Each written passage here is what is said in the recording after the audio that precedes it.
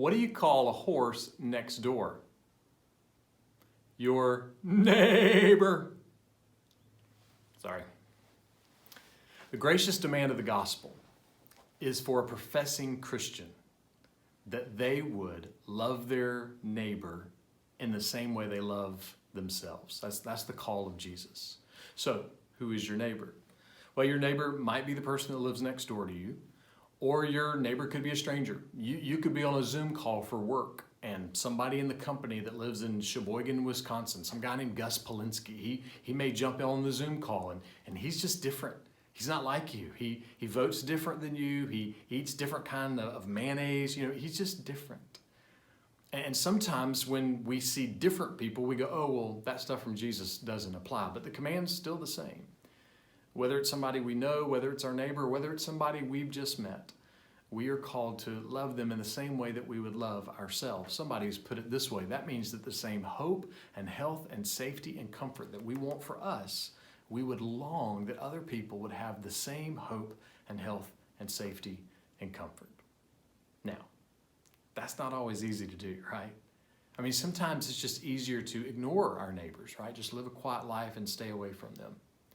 And Gus, man, we might be so aggravated with Gus when we get off the Zoom call, we just want to jump on social media and just rant all about him. So what do we do when it's not so easy to love your neighbor? Well, maybe you can ask your heart a few questions, something like this. How do you want other people to treat you when you're aggravated and angry? How do you want other people to treat you when you are tired and exhausted? How do you want other people to treat you when you're confused and afraid? Dr. John Dunlop is a geriatric doctor. He wrote a book called Finding Grace in the Face of Dementia. And in the book, he wrote about his mom, Lois, and when her dementia was severe, she would think that John was his dad. So what did he do? Well, he learned over time some things not to do and then what to do. What he didn't do was he didn't get aggravated and frustrated. He learned not to be that way. And he also didn't lie and pretend to be his dad for his mom. What he learned to do in those moments when her dementia was that severe, he would simply say, Lois, I love you. It kind of covers both bases, right? It's love, but it also helps her feel the love and a sense of her husband just by hearing her name.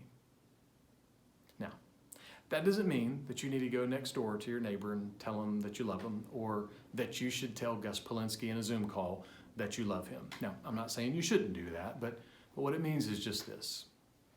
When we're tempted, first and most, to be aggravated, or to be frustrated, or to pretend to be somebody that we're not, maybe what we can do is just take a little step back in our minds and say, how can I treat this person right now in the same way that I want to be treated?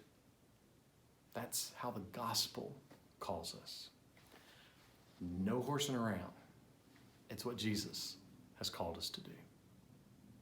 Hang in there. Do justly, love mercy, and walk humbly with our good and gracious and great God.